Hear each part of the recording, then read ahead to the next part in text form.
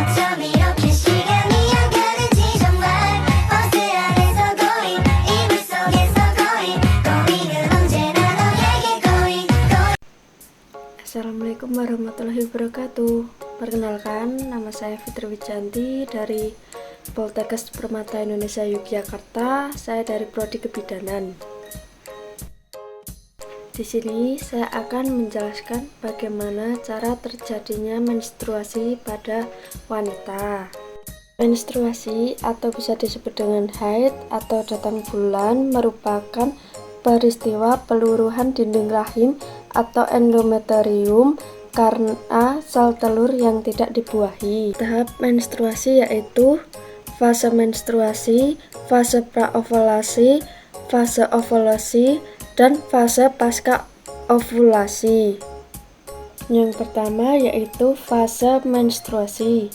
Fase menstruasi terjadi karena berkurangnya kadar hormon estrogen dan progestogen, oksigen berkurang, sel-sel dinding rahim mati, dan arteri meluruh sehingga terjadi pendarahan.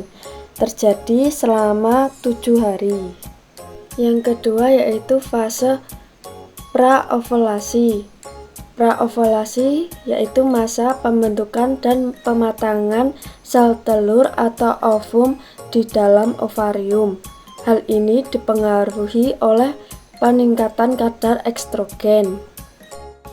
Yang ketiga yaitu fase ovulasi, di mana sel telur atau ovum yang telah matang siap untuk dibuahi. Jika tidak dibuahi, maka akan terjadi hari pertama menstruasi.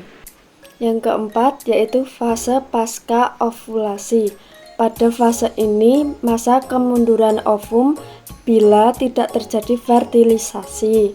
Pada tahap ini terjadi kenaikan produksi progesteron sehingga endometrium menjadi lebih tebal dan siap menerima embrio untuk berkembang.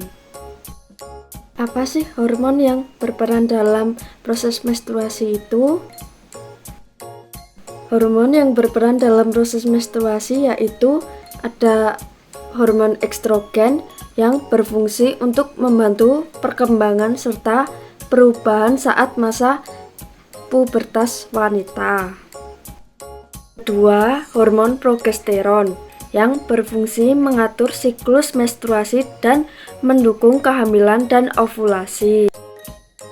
Ketiga yaitu hormon gonadotropin releasing hormone atau bisa disebut dengan GnRH.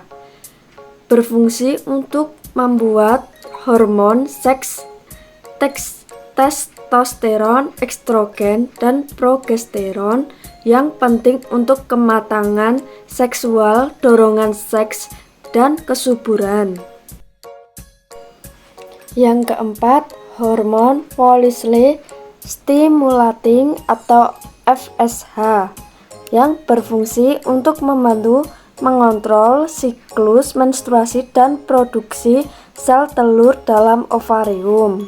Yang terakhir, hormon luteinizing atau bisa disebut dengan LH yang berfungsi untuk membantu tubuh mengatur menstruasi dan ovulasi yang juga diproduksi oleh kelenjar hipofisis. Sekian video penjelasan proses terjadinya menstruasi dari saya. Kurang lebihnya saya memohon maaf yang sebesar-besarnya. Wassalamualaikum warahmatullahi wabarakatuh. Dadah.